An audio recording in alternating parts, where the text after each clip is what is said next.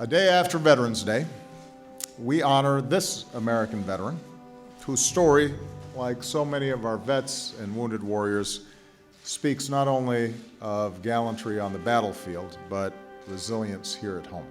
He deployed to Afghanistan twice, first as a platoon leader, and then a couple of years later when he was handpicked to head up a security detail. And so it was on an August day 3 years ago that Flo found himself leading a group of American and Afghan soldiers as they escorted their commanders to a meeting with local Afghans. It was a journey that the team had done many times before, a short walk on foot, including passage over a narrow bridge.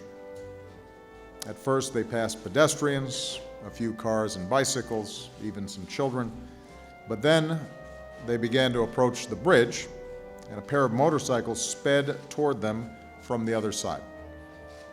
The Afghan troops shouted at the bikers to stop, and they did, ditching their bikes in the middle of the bridge and running away. And that's when Flo noticed something to his left. A man dressed in dark clothing, walking backwards just some 10 feet away. The man spun around and turned toward them, and that's when Flo sprinted toward him. He pushed him away from the formation, and as he did, he noticed an object under the man's clothing, a bomb. The motorcycles had been a diversion. And at that moment, Flo did something extraordinary. He grabbed the bomber by his vest and kept pushing him away. One of Flo's comrades, Sergeant Andrew Mahoney, had joined in too, and together they shoved the bomber again and again. And they pushed him so hard he fell to the ground onto his chest, and then the bomb detonated.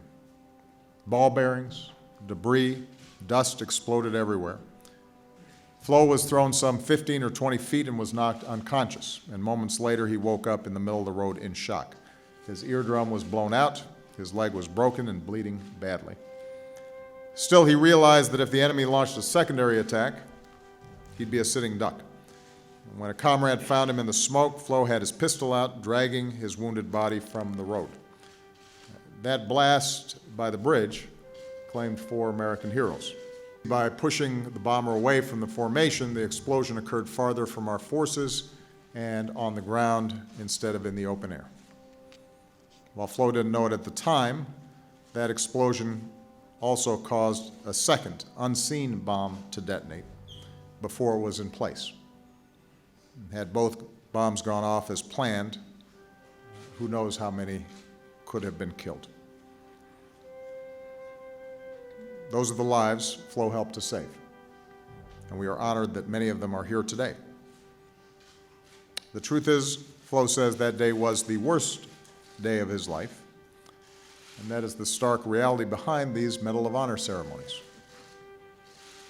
That for all the valor we celebrate, all the courage that inspires us, these actions were demanded amid some of the most dreadful moments of war.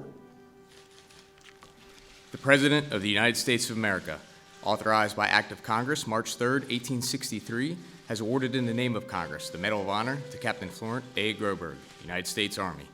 Captain Florent A. Groberg distinguished himself by acts of gallantry and intrepidity at the risk of his life above and beyond the call of duty while serving as a personal security detachment commander for Task Force Mountain Warrior, 4th Infantry Brigade Combat Team, 4th Infantry Division, during combat operations against an armed enemy in Asadabad, Kunar Province, Afghanistan, on August 8, 2012.